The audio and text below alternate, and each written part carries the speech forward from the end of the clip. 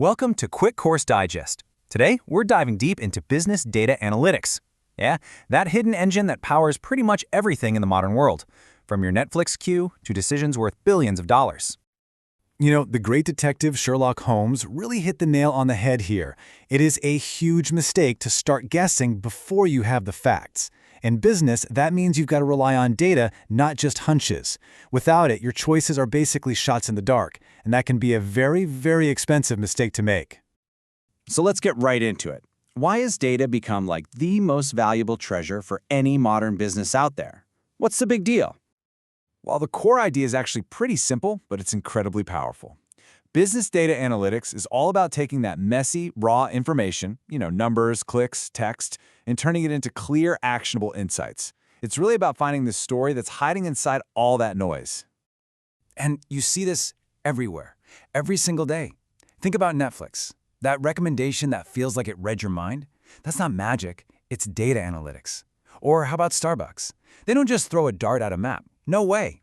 They analyze everything from foot traffic to local demographics to make sure they're putting that new store in the absolute perfect spot for your morning coffee. And the stakes here? Oh, they are incredibly high. In the US alone, more than $10 billion are lost every single year to credit card fraud.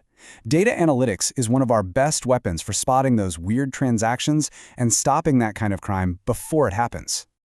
So how does this process actually work? Well, every single piece of data goes on this pretty fascinating journey, right from the moment it's born to its final interpretation.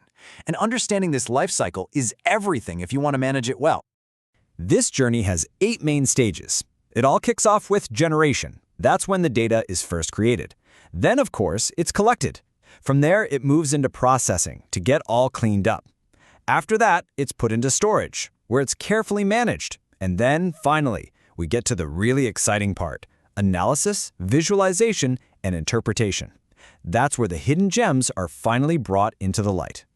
Now, you might think that data is just ready for analysis as soon as you collect it, but nope. In reality, the processing stage, where you're cleaning out errors, filling in missing pieces, and fixing all the weird inconsistencies, is one of the most time-consuming but absolutely vital parts of the whole process. It really all comes down to this classic saying, which is basically the golden rule of data analytics: garbage in, garbage out.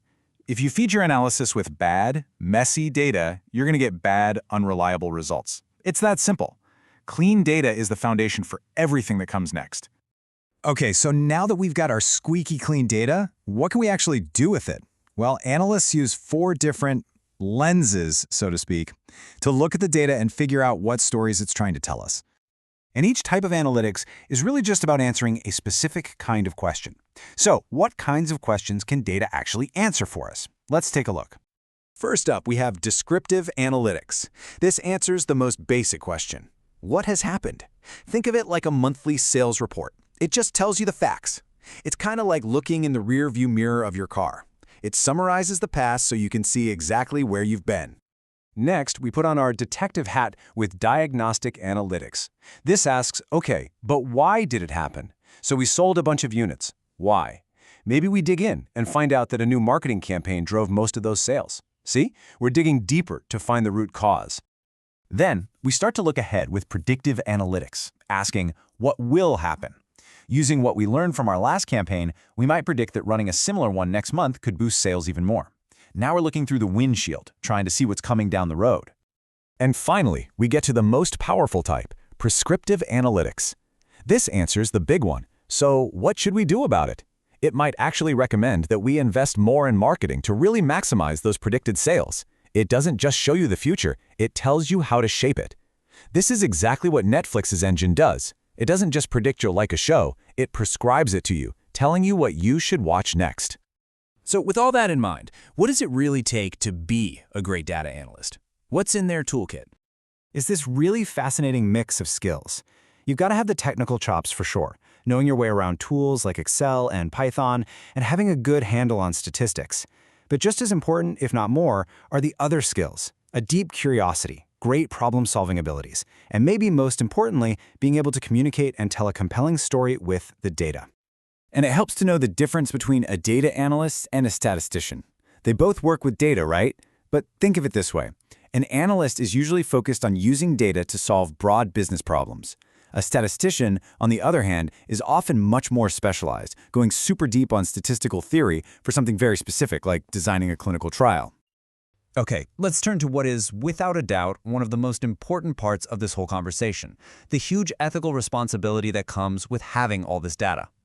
And right here, it's so important to understand the difference between two words people mix up all the time: privacy and security.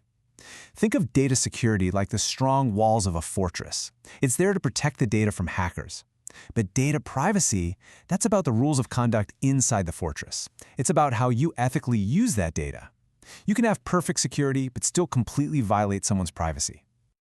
At the end of the day, this all comes down to a serious professional duty.